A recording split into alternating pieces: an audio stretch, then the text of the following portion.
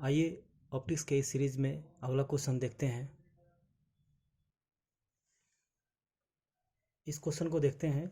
इस क्वेश्चन में कह रहा है कि what will be the nature and magnification of the image of the object. ये क्वेश्चन जेईई मेन 2020 में पूछा हुआ है।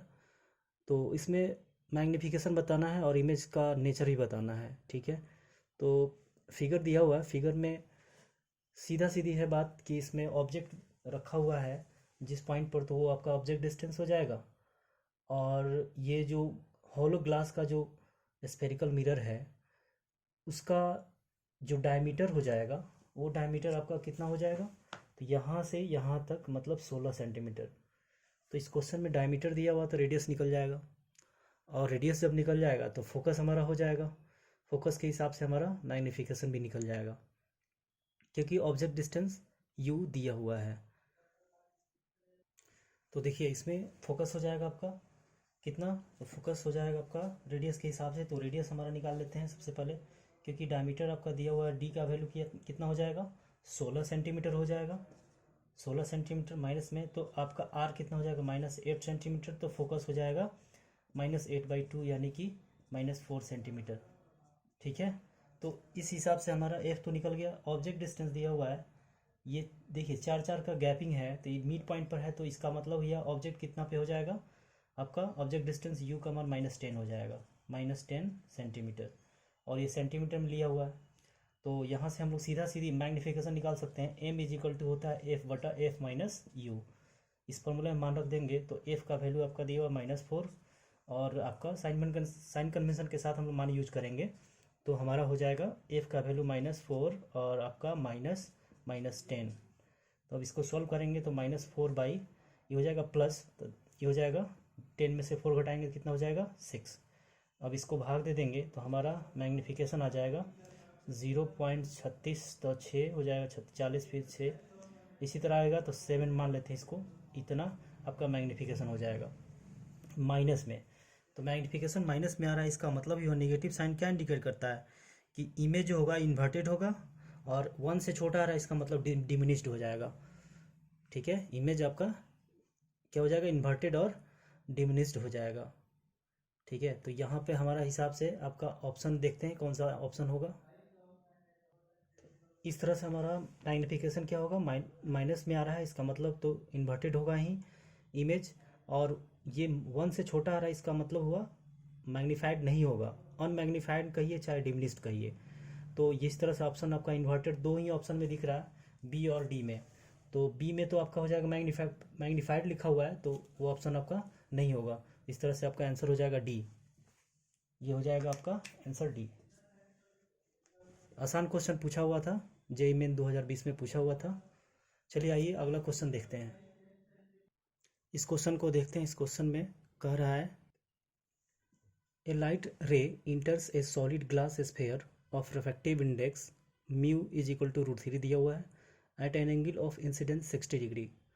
The ray is both reflected and refracted at the farther surface of the sphere. The angle between the reflected and refracted rays at this surface is, आपका fill in the blanks है। ये question भी JEE main 2020 में shift 2 में पूछा हुआ था। आइए देखते हैं, बहुत ही आसान क्वेश्चन है। मान लीजिए कि ये कोई स्फेयर है, सॉलिड ग्लास स्फेयर है, इसमें कोई रे ऑफ लाइट आया और इंटर करने के बाद मान लीजिए यहाँ से निकला रिफ्लेक्शन के बाद, तो अगर इस सतह पे अगर हम नॉर्मल खींचेंगे तो ये नॉर्मल कहाँ जाएगा, सेंटर पे जाएगा। सेंटर पे आके कट करेगा, सेंटर पे आकर के कट करेगा, तो यहाँ से ये आपका हो जाएगा क्या चीज़, आपका रिफ्रैक्टेड रे। अब यहाँ से फिर जो है ये एक बार और क्या होगा, क्वेश्चन में कह रहा है कि जब रे इंटर कर गया तो रिफ्लेक्ट और रिफ्रैक्ट दोनों हो रहा है। इसका मतलब हुआ कि रे ऑफ लाइट आपका यहाँ से रिफ्लेक्ट तो होगा ही, नॉर्मल से आपका क्या हो जाएगा, दूर हटेगा, क्योंकि ये भी नॉर्मल आपका क्या होगा, सेंटर से जाके मैच करेगा, और ये रे ऑफ लाइट क्या होगा आपका ऐसे निकल जाएगा। तो यहाँ पर आपका जो ये जो रिफ्रैक्टेड है, ठीक है, ये रिफ्रैक्टेड, तो यहाँ से एक तो रे रिफ्रैक्टेड हो ही रहा है, और साथ साथ में कह रहा है कि रिफ्लेक्ट भी हो रहा है। इसका मतलब रे ऑफ लाइट एक इधर भी जाएगा। ठीक है, तो ये जो रे ऑफ लाइट है दो तरह से क्या हो रहा है, आपका रिफ्लेक्ट भी हो रहा है और आपका रिफ्रैक्ट भी हो रहा है। तो रिफ्रैक्ट यहाँ पे हो गया, रिफ्लेक्टेड यहाँ हो गया। और ये नॉर्मल है आपका, तो नॉर्मल हमेशा कहाँ से कट करेगा, सेंटर से। अब ये एंगल ऑफ इंसिडेंस दिया हुआ है, एंगल ऑफ इंसिडेंस आपका क्वेश्चन में दिया हुआ है कितना, 60 डिग्री। तो 60 डिग्री आपका यहाँ पे दिया हुआ है, जिसका हम लोग आई नाम दे सकते हैं। यहाँ पे जो हो जाएगा एंगल, वो आपका क्या हो जाएगा, आर, इसको आर ले लीजिए। और ये भी आपका क्या हो जाएगा, क्योंकि ये अगर सेंटर से मैच कर रहा है तो ये रेडियस, ये भी रेडियस साइड इक्वल है, तो ये भी एंगल क्या हो जाएगा आपका, इक्वल हो जाएगा। समझ में आ रहा होगा।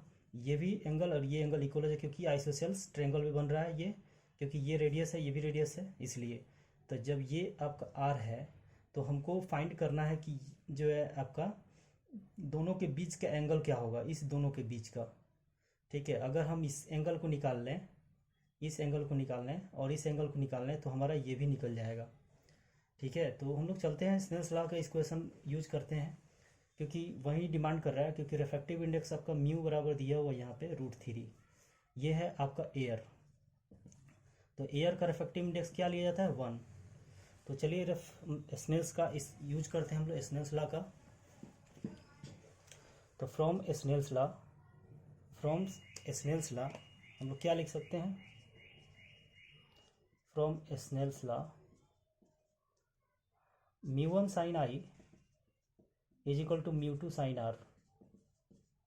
ठीक है, तो μ1 आपका ये हो जाएगा एयर, इसका वैल्यू 1 हो जाएगा, और साइन यहाँ पे i का वैल्यू 60 होता है, साइन 60 आपका हो जाएगा कितना, सीधे मान रख देते हैं ना, साइन 60 का मान हो जाएगा आपका √3/2 इज इक्वल टू हो जाएगा μ2 का वैल्यू फिर √3 दिया हुआ है, साइन r का मान निकालना है हम लोग को। तो यहाँ से √3 से √3 कैंसिल हो जाएगा, आपका सीधे sine r is equal to हो जाएगा 1/2, sine r is equal to हो जाएगा 1/2, तो r इज इक्वल टू आपका होगा 30 डिग्री।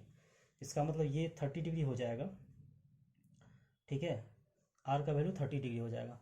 और फिर हम लोग क्या कर लेंगे, फिर यहाँ से भी आपका स्नेल्स लॉ यूज हो जाएगा, तो आपका आंसर आ जाएगा, ये वाला एंगल भी निकल जाएगा। तो फिर से हम लोग इस मीडियम और इस मीडियम के बीच हम स्नेल्स का इक्वेशन यूज करते हैं। तो अगेन आपका क्या हो जाएगा, स्नेल्स का यूज करने पे आपका μ1 हो जाएगा ये, और μ2 ये हो जाएगा। ठीक है, ये मीडियम आपका μ1 हो जाएगा और ये μ2 हो जाएगा। तो μ1 की जगह पे आपका √3 हो जाएगा, और साइन आपका यहाँ पे एंगल कितना आ चुका है आपका 30 डिग्री यहाँ से। तो साइन 30 का मान कितना हो जाएगा, एक बार हम लिख ही सकते हैं, आपका √3 साइन 30 इज इक्वल टू हो जाएगा, फिर से आपका एयर में जा रहा है, तो आपका 1 इंटू साइन आपका यहाँ पे अगर हम मान लेते हैं थोड़ा देर के लिए थीटा, तो ये थीटा रहने दीजिए यहाँ पे। अब √3 साइन 30 का मान 1/2, और हो जाएगा आपका 1 इंटू साइन थीटा। तो सीधे यहाँ पे साइन थीटा रखते हैं, तो साइन थीटा आपका कितना हो जाएगा, √3/2, यानी theta is equal to 60 degree हो जाएगा। अब तो तय है कि ये आपका आई, अगर इसको मान लें हम लोग, तो लॉ ऑफ रिफ्लेक्शन से क्या कहता है कि इंसिडेंट और रिफ्रैक्ट के बीच का जो नॉर्मल के साथ जो एंगल बन रहा है, वो एंगल आपका इक्वल होता है। तो ये जितना है उतना ये होगा लॉ ऑफ रिफ्लेक्शन से। तो ये आपका कितना आया है, आर का मान 30, तो ये भी 30, तो ये भी आपका 30 हो जाएगा। और ये निकल चुका है आपका कितना, 60 डिग्री। तो जब 60 और ये 30, तो एक लाइन पे कितना एंगल होता है, एक लीनियर जो स्ट्रेट लाइन होता है उस पर आपका 180 डिग्री होता है। तो ये 60 और ये 30 दोनों मिलकर 90, तो ये बच गया एंगल कितना हो जाएगा, 90 डिग्री। तो इस तरह से आपका एंगल जो होगा, एंगल जो होगा आपका, हम यहाँ पे मान लें, तो ये एंगल आपका हो जाएगा फाइनली 90 डिग्री। ठीक है, समझ में आ रहा होगा। ये जो एंगल है वही एंगल यहाँ होगा, और लॉ ऑफ रिफ्लेक्शन से ये एंगल और ये एंगल इक्वल हो जाएगा। तो ये 30 है, तो ये भी 30 हो जाएगा। और यहाँ से हम लोग थीटा का मान निकाल लिए हैं, 60 डिग्री आया है, तो 60 आपका यहाँ पे हो जाएगा। तो ये स्ट्रेट लाइन पे आपका 180 होता है, तो 180 आपका हो जाएगा, इधर से आपका 60, इधर से 30, 180 में से घटाएंगे तो आपका आंसर हो जाएगा 90 डिग्री। समझ में आ रहा होगा, बहुत ही आसान क्वेश्चन था। चलिए अगला क्वेश्चन देखते हैं।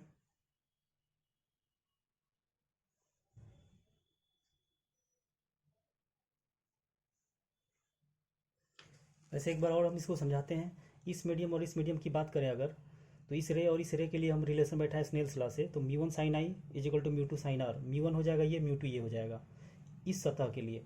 तो अब μ1 का वैल्यू आपका 1 हो जाएगा, क्योंकि μ1 एयर में है।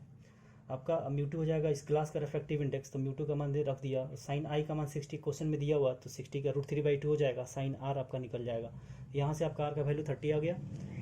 अब फिर से हम लोग इस सतह की बात करें, इस सतह पे तो आपका रिफ्लेक्शन और रिफ्रैक्शन दोनों हो रहा है, रिफ्रैक्शन और रिफ्लेक्शन। तो पहले हम लोग रिफ्रैक्शन की बात कर लें स्नेल्स लॉ से, तो ये हो जाएगा मीडियम फर्स्ट और मीडियम सेकंड हो जाएगा, क्योंकि रिफ्रैक्शन इधर हो रहा है।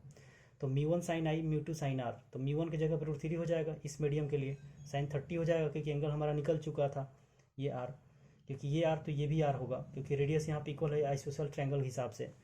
तो ये आपका एंगल हो जाएगा 30, तो साइन 30 का मान हो जाएगा 1/2। फिर म्यू1 का आपका मान हो जाएगा, क्योंकि इस मीडियम में निकल रहा है एयर में, तो इस मीडियम का आपका क्या हो जाएगा, रिफ्रैक्टिव 1 है तो 1 रखेंगे, साइन थीटा यहाँ से एंगल जो है वो निकाल लेना है।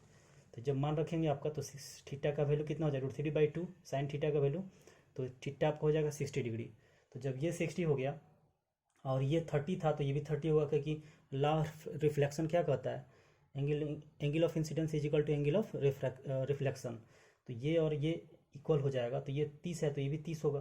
तो यहाँ पे हम इस लाइन पे अगर देखें तो ये 30 है, इधर से 60 90 हो जाएगा, तो बीच में ये एंगल कितना हो जाएगा, 90 डिग्री। तो इस तरह से आंसर आपका 90 डिग्री हो जाएगा। इस क्वेश्चन को देखते हैं। In Young's double slit experiment light of 50 nanometre is used to produce an interference pattern when the distance between the slit is 0.05 millimeter. The angular width of the fringes formed on the distance screen is close to ... fill in the blanks है इसमें। Option दिया हुआ 0.17 degree, B में दिया 0.57 degree, सी में दिया है 1.7 degree और डी में दिया आपका 0.07 डिग्री। ये क्वेश्चन है आपका जेईई मेंस 2020 3 सितंबर से 1 का। चलिए देखते हैं इसको। आसान क्वेश्चन है, यंग्स डबल स्लिट का क्वेश्चन है और इसमें उसका फॉर्मूला हम यूज करके इस क्वेश्चन को बना सकते हैं, बहुत ही आसान है। इसमें अगर हम फिगर बनाए तो हमारा क्लियर हो जाएगा यंग्स डबल स्लिट एक्सपेरिमेंट से कि अगर हमारा मान लीजिए कि ये कोई स्लिट है और ये आपका S1 मान लेते हैं, इसको S2 मान लेते हैं, S1 और S2, तो दोनों के बीच का जो डिस्टेंस होता है वो आपका होता है स्मॉल d, ठीक है। और ये आपका स्क्रीन है। मान लीजिए यहाँ पर हम जो देखते हैं, यहाँ पे अगर कोई सोर्स है तो इस सोर्स से जो रे ऑफ लाइट निकल के बाहर आएगा, रे ऑफ लाइट निकल के जो बाहर आएगा, तो वो रे ऑफ लाइट से हम लोग जो डायरेक्ट लाइन मिलाते हैं, ये आपका सेंट्रल मैक्सिमम हो जाता है। तो ये स्लिट से और इस स्लिट से, ठीक है, आपका क्या होगा, रे ऑफ लाइट अगर हम बात करें थोड़ा देर के लिए, सेंट्रल मैक्सिमम की बात करें अगर, तो यहाँ से अगर हम देख लें तो रे ऑफ लाइट जो होगा अगर ऐसे और ऐसे अगर निकलता है, ठीक है, एंगुलर हम लोग विड्थ देखना है तो ये जो होगा आपका वो आपका एंगुलर विड्थ हो जाएगा, ठीक है। ये विड्थ हो जाएगा वैसे सेंट्रल मैक्सिमम के आपका। तो यहाँ से अगर हम देखें तो ये जो स्क्रीन का जो डिस्टेंस होता है वो कैपिटल डी होता है, स्मॉल डी होता है, और ये जो एंगल होगा यही आपका एंगुलर आपका डिस्टेंस हो जाएगा। यहाँ पे क्वेश्चन में कह रहा है कि एंगुलर विड्थ, तो एंगुलर विड्थ हो जाएगा आपका अल्फा। ये आपका हम लोग अल्फा अगर नाम दे दें इसको, तो अल्फा आपका हो जाएगा एंगुलर विड्थ, ठीक है। तो हमारा क्वेश्चन में ये जो विड्थ है ये दिया हुआ नहीं है, क्वेश्चन में सीधे कह रहा है कि लाइट ऑफ कितना दिया हुआ है, यंग्स डबल स्लिट एक्सपेरिमेंट में लाइट ऑफ इतना nanometre is use to produce interference pattern, ठीक है। ये आपका क्या है, तो वेवलेंथ है, क्या है आपका वेवलेंथ है। और जो डी है वो दिया हुआ क्वेश्चन में स्लिट्स इज इतना nano millimetre when the distance between the slit, ये जो डी है ये दोनों स्लिट के बीच का डिस्टेंस हो गया, तो यानी कि यहाँ पे आपका दिया हुआ 0.05 मिलीमीटर, तो आपका अल्फा का वैल्यू निकालना है। तो सीधा सीधी formula Young's double slit experiment से according to Young's double slit experiment, ठीक है, होता है क्या चीज़, आप फॉर्मूला जानते होंगे कि अगर हम लोग ये एंगुलर अगर विड्थ निकालना है अगर, तो अल्फा बराबर होता है क्या चीज़, बीटा बाई डी। और अगर हमारा वेवलेंथ दिया हो और स्लिट विड्थ दिया हो तो उस स्थिति में हमारा हो जाएगा क्या चीज़, आपका फॉर्मूला हो जाएगा लैम्डा बाई स्मॉल डी, और ये किस में आ जाएगा, तो रेडियन में आ जाएगा। ये जो होगा रेडियन में, इन रेडियन मान लेते हैं इसको, इन रेडियन। तो ये दोनों फार्मूला होता है आपका एंगुलर विड्थ के लिए। तो यहाँ पर हमारा लैम्डा दिया और डी दिया हुआ, तो हम इस फार्मूला का इस्तेमाल करके क्वेश्चन को सॉल्व कर सकते हैं। तो अल्फा बराबर हो जाएगा, लैम्डा का वैल्यू आपका कितना हो जाएगा, लेमडा का वैल्यू आपका हो जाएगा 50 नैनोमीटर यानी 10⁻⁹ ठीक है। और ये आपका स्मॉल डी का वैल्यू है, तो आपका हो जाएगा कितना 0.05 × 10⁻³ और ये आ जाएगा रेडियन में, ठीक है, ये रेडियन में आ जाएगा। लेकिन क्वेश्चन आंसर दिया है आपका डिग्री में, तो हम लोग इसको डिग्री में कन्वर्ट करने के लिए क्या करेंगे 180/π कर देंगे, ठीक है। तो इसको सॉल्व कर लेते हैं। तो हमारा हो जाएगा कितना, अगर ये माइनस दशमलव हटता है तो ये -5 हो जाएगा, तो ये जब -5 ऊपर जाएगा तो +5 हो जाएगा, तो यहाँ से आपका हो जाएगा कितना -4 बचेगा, और -4 जब बचेगा तो एक जीरो से एक और जीरो कैंसिल हो जाएगा, तो आपका हो जाएगा -3, ठीक है। तो फाइनली आपका हो जाएगा, 5 से 5 कट जाएगा, तो आपका हो जाएगा 10⁻³ × 180/π, ये आपका अल्फ़ा का वैल्यू हो जाएगा, ठीक है। यहाँ पे हम 1 मिनट हमने थोड़ा मिस्टेक किया, यहाँ पे देखिए आप 50 नहीं 500 दिया हुआ है, 500 नैनोमीटर क्वेश्चन में 500 नैनोमीटर है, आपका वेवलेंथ कितना है 500 नैनोमीटर, तो यहाँ पर आप एक जीरो और बैठा लीजिए, ठीक है। तो इस तरह से हमारा हो जाएगा कितना 10⁻² हो जाएगा, यहाँ पर कितना बचेगा -2, ठीक है। अब इसको सॉल्व करेंगे तो हो जाएगा कितना आपका 1.8 अपॉन, अगर इसको हम लोग ले लें 22/7, तो आपका हो जाएगा कितना 1.8 × 7/22। जब इसको सॉल्व करेंगे तो हो जाएगा कितना, फाइनली आपका यहाँ से 9 हो जाएगा, यहाँ पे 11 हो जाएगा, तो 9 से 63 11 से भाग देंगे तो आपका 11×5 = 55, आपका आंसर लगभग कितना हो जाएगा, अल्फ़ा का वैल्यू लगभग 5 के रेस्पेक्ट में आसपास आएगा, क्योंकि यहाँ पे कटाएंगे तो आपका हो जाएगा 0.57 डिग्री में आएगा, कि हमने चेंज कर लिया है, तो ये आपका आंसर हो जाएगा बी। समझ में आ रहा होगा। यहाँ पे कह रहा है कि आपका वेवलेंथ दिया हुआ है 500 नैनोमीटर और interference pattern when the light distance between the slit is 0.05 millimetre, the angular width बताना है of the fringe formed on the distance screen पे जो फ्रिंज बन रहा है उसका एंगुलर विड्थ बताना है, तो एंगुलर विड्थ हो जाएगा ये, ठीक है। अब केवल विड्थ पूछता है तो हमारा लाइट क्या होता है, यहाँ से निकल कर जहाँ पे कंस्ट्रक्टिव इंटरफेरेंस पैटर्न ये होगा, तो वहाँ से यहाँ सेंटर मैक्सिमम से हम लोग वर्टिकल डिस्टेंस निकाले तो विड्थ हो जाता है। वैसे हर विड्थ का अपना एक चौड़ाई होता है, तो उसी का चौड़ाई के जो होगा अगर सेंटर मैक्सिमम से अगर मिलाएंगे तो हमारा क्या हो जाएगा एंगुलर विड्थ देखा जाएगा। तो एंगुलर विड्थ के लिए फॉर्मूला होता है क्या चीज़, β/d, ठीक है, यानी कि जो विड्थ की चौड़ाई होता है वो बाई डी जो स्क्रीन का डिस्टेंस होता है, या अगर वेवलेंथ दिया है तो वेवलेंथ बाई स्लिट का डिस्टेंस डी हो जाएगा। तो यहाँ पर हम लोग लैम्डा का वैल्यू दिया हुआ कितना 500 नैनोमीटर, 500 नैनोमीटर, तो नैनो का मत 10⁻⁹ होता है, और नीचे है मिलीमीटर, तो 0.05 आपका 10⁻³ हो जाएगा। तो यहाँ से इसको सॉल्व करेंगे तो हो जाएगा फाइनली 5 से 5 कटेगा, दशमलव यहाँ पे -2 और बढ़ जाएगा -5 हो जाएगा, ऊपर जाएगा -4 बचेगा, और 2 और खत्म हो जाएगा तो 10 के पावर 2 हो जाएगा, -2 हो जाएगा। अभी 10 के -2 से एक जीरो कट गया तो 1.8/π हो जाएगा, पाई का मान 22/7 हो जाएगा। तो 1.8 जो आ रहा है इसको अगर हम लोग 22 ऊपर 7 हो जाएगा, नीचे 22 से 2 से कटाएंगे 0.9 11, तो 9 से 63 अब 63 में 11 से भाग देंगे तो आपका हो जाएगा 0.57, लगभग 57 के करीब में आएगा। तो एक ही ऑप्शन बनता है आपका बी, आंसर आपका सही है। चलिए अगला क्वेश्चन देखते हैं। आइए इस क्वेश्चन को देखते हैं। इसमें कह रहा है in a compound microscope the magnified virtual image is formed at a distance of 25 centimetre from the eyepiece. The focal length of objective lens is 1 centimetre if the magnification is 100 and the tube length of the microscope is 20 centimeter, then the focal length of the eyepiece lens is। eyepiece lens का आपका focal length निकालना है। बहुत ही आसान question है। Question में आपका eyepiece का डिस्टेंस दिया हुआ है, ठीक है, और आपका focal length of the objective lens भी दिया हुआ है 1 सेंटीमीटर, और मैग्निफिकेशन भी क्वेश्चन में दिया हुआ है, और ट्यूब लेंथ भी दिया हुआ है।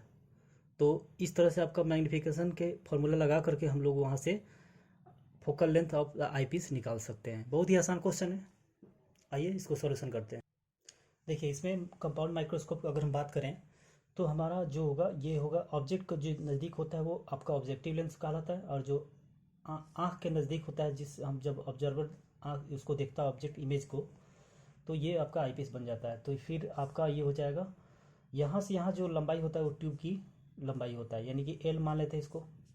ठीक है, और कह रहा है कि फाइनल इमेज कहाँ बन रहा है आपका, is form at distance of 25 centimetre, list distance of distinct vision पे बन रहा है, यानी कि डी पे आपका इमेज बन रहा है, यानी भी का वैल्यू आपका कितना हो जाएगा 25 सेंटीमीटर। समझ रहे हैं? तो ये आपका हो जाएगा। तो यहाँ से हमारा जो जो वैल्यू दिया हुआ है उसको हम लोग सबसे पहले नोट डाउन कर लेते हैं, क्योंकि क्वेश्चन में आपका मैग्नीफिकेशन दिया हुआ है कितना 100, तो -100 हो जाएगा। ठीक है ना, क्वेश्चन में कह रहा है कि virtual and magnified image is formed at the distance of इतना, तो जब वर्चुअल बनेगा तो उधर ही बनेगा, ऑब्जेक्ट जिधर होगा उधर है इस लेंस के लिए, तो जिधर ऑब्जेक्ट उधर इमेज बनेगा, तो आपका माइनस में हो जाएगा मैग्नीफिकेशन। ठीक है, चलिए अब इसमें हम लोग देखते हैं क्या चीज़, कि जो ट्यूब की लंबाई है वो आपका दिया हुआ है। ठीक है, ट्यूब लेंथ जो है आपका एल का वैल्यू दिया हुआ है कितना, एल की लंबाई कितना दिया हुआ है आपका 20 सेंटीमीटर। ट्यूब लेंथ यहाँ पर दिया हुआ है क्वेश्चन में कि 20 सेंटीमीटर, तो ये हो जाएगा आपका कितना, आपका सीधा सीधी बात है, आपका हो जाएगा फॉर्मूला 20 सेंटीमीटर। ठीक है, अब यहाँ पे हमारा जो डी का वैल्यू है वो तो क्वेश्चन में कह ही रहा है 25 सेंटीमीटर, तो ये हमारा वैल्यू हो गया। फिर से कह रहा है कि क्वेश्चन में कि जो ऑब्जेक्टिव का जो फोकल लेंथ है वो क्वेश्चन में दे रखा है कितना, ऑब्जेक्टिव का फोकल लेंथ दिया हुआ है कितना 1 सेंटीमीटर, तो एफ ऑब्जेक्टिव आपका दिया हुआ है कितना 1 सेंटीमीटर। अब इसमें हम फॉर्मूला अप्लाई कर सकते हैं, दो फार्मूला होता है मैग्नीफिकेशन के लिए। ठीक है, अगर ट्यूब की लंबाई दिया हो तो, अगर ऑब्जेक्ट डिस्टेंस और इमेज डिस्टेंस दिया हो तो यहाँ पर हमारा हो जाएगा कितना, जो फॉर्मूला होता है माइनस भी ऑब्जेक्टिव बटा you objective into 1 plus D by F, क्या हो जाएगा आई पीस। ठीक है, और एक और फॉर्मूला होता है आपका मैग्नीफिकेशन के लिए, तो अगर हमारा लेंथ दिया हुआ तो फॉर्मूला कौन सा चलेगा, एम इज इक्वल टू, एक और फॉर्मूला होता है आपका, आपका हो जाएगा क्या चीज़ माइनस एल और F objective into 1 plus D by F eyepiece. ठीक है, तो इस क्वेश्चन में इस फॉर्मूला पर हम मान रख सकते हैं, क्योंकि हमारा ट्यूब की जो लंबाई दिया हुआ है वो आपको 20 सेंटीमीटर दिया हुआ है, तो हमारा ये फॉर्मूला नहीं लग करके हमारा फॉर्मूला ये लागू होगा। तो चलिए इसमें हम लोग देखते हैं एम का वैल्यू कितना हो जाएगा, तो एम का वैल्यू आपका हो जाएगा -100, और एल का वैल्यू 20 दिया है तो -20 बाई कितना हो जाएगा आपका, डी का वैल्यू कितना हो जाएगा 25 दिया हुआ है, और एफ ओ का वैल्यू निकालना ही है हमको, सॉरी एफ ई का वैल्यू निकालना था, एफ ओ का वैल्यू आपका 1 दिया हुआ है तो 1 रख देंगे, और 1 प्लस डी का वैल्यू आपका 25 है तो 25 रख देते हैं, और एफ ई का वैल्यू आपका निकल जाएगा। तो इसको सॉल्व करेंगे हमारा आंसर आ जाएगा, तो इससे ये कट जाएगा 5 हो जाएगा, तो 5 इज इक्वल टू हो जाएगा 1 प्लस 25 बाई एफ ई, तो एफ ई का वैल्यू हो जाएगा कितना, इधर आके घट जाएगा 4 हो जाएगा, और इधर आके डिवाइड हो जाएगा तो 25/4 हो जाएगा। ठीक है, तो इसको हम लोग जो सॉल्व करेंगे तो कितना हो जाएगा हमारा 6.24, 6.24 फिर 4 दूनी 8 25, 6.25 हो जाएगा, यानी अप्रॉक्स आपका कितना हो जाएगा, अप्रॉक्स आपका इसको 6 सेंटीमीटर ही कह सकते हैं। ठीक है, तो हमारा आंसर हो जाएगा कितना 6 सेंटीमीटर, किस चीज़ का, तो आई पीस का फोकल लेंथ, तो ये आपका आंसर हो जाएगा। This is your eyepiece objective lens, objective, और ये हो जाएगा आई पीस। ठीक है, और इधर आपका फोकस हो जाएगा किसका, इधर हो जाएगा किसका ऑब्जेक्टिव का फोकस, और इसका फोकस कितना हो जाएगा, इधर ही हो जाएगा आपका आपका आई पीस का भी फोकस हो जाएगा। ठीक है, तो ये हमारा क्वेश्चन हो जाएगा, समझ में आ रहा होगा। फिर से रिपीट करते हैं इसको, क्वेश्चन में दे रखा है कि मैग्नीफिकेशन आपका 100 दिया हुआ है। ठीक है, जो ट्यूब लेंथ है यानी कि आई पीस और ऑब्जेक्टिव के जो बीच का डिस्टेंस होता है वही ट्यूब लेंथ होता है, तो एल का वैल्यू दिया होगा 20 सेंटीमीटर, और डिस्टेंस दिया हुआ है 25 सेंटीमीटर, यानी कि किस पे फॉर्म कर रहा है इमेज, तो list distance of distinct vision पे, यानी 25 सेंटीमीटर पर क्या हो रहा है इमेज बन रहा है, तो आपका डी का वैल्यू दिया हुआ है और आपका क्या हो जाएगा, यहाँ पे आपका ऑब्जेक्टिव का जो फोकल लेंथ है वो आपका 1 सेंटीमीटर दिया हुआ है, 1 सेंटीमीटर दिया हुआ है। तो फिर हम लोग देखते हैं क्या चीज़, वैसे तो ऑब्जेक्टिव का एपार्चर आईपीस से क्या होता है, छोटा होता है, आईपीस का बड़ा होता है, तो जाहिर सी बात है इसका फोकल लेंथ भी थोड़ा बड़ा होगा। तो हम लोग देखते हैं यहाँ पे ये फॉर्मूला भी होता है और ये फॉर्मूला भी होता है। तो ये फॉर्मूला में आपका क्या दिया हुआ है, इमेज आपका ऑब्जेक्ट डिस्टेंस और इमेज डिस्टेंस दिया हुआ है। तो यहाँ पे ऑब्जेक्टिव का इमेज डिस्टेंस और ऑब्जेक्टिव का ही ऑब्जेक्ट डिस्टेंस दिया हुआ है, 1+d/f ही होता है। लेकिन अगर ट्यूब लेंथ दिया हो तो आपका -l/f objective plus 1+d/f eyepiece. तो यहाँ पे m का वैल्यू पुट करेंगे, l का वैल्यू पुट कर कर आपका सॉल्व करेंगे तो आपका हो जाएगा क्या चीज़, आपका फाइनली आईपीस का फोकस आपका निकल जाएगा। तो आपका आ जाएगा 6 सेंटीमीटर। समझ में आ रहा होगा। ये सारे क्वेश्चन आपका 2020 का क्वेश्चन है। ये भी क्वेश्चन आपका 2020 में पूछा हुआ है जेई मेंस में। तो सब क्वेश्चन आपको समझ में आ रहा होगा, आप लोगों के लिए फ़ायदेमंद होगा। जो भी तैयारी कर रहे हैं वो देखें, वीडियो को 2 बार 4 बार देखेंगे तो सब समझ में आ जाएगा और सारे कॉन्सेप्ट भी क्लियर होगा, क्योंकि न्यूमेरिकल के साथ साथ कॉन्सेप्ट भी क्लियर होता है। इसको देखें और अच्छा लगे तो वीडियो शेयर करें अपने दोस्तों में और लाइक ज़रूर करें। धन्यवाद।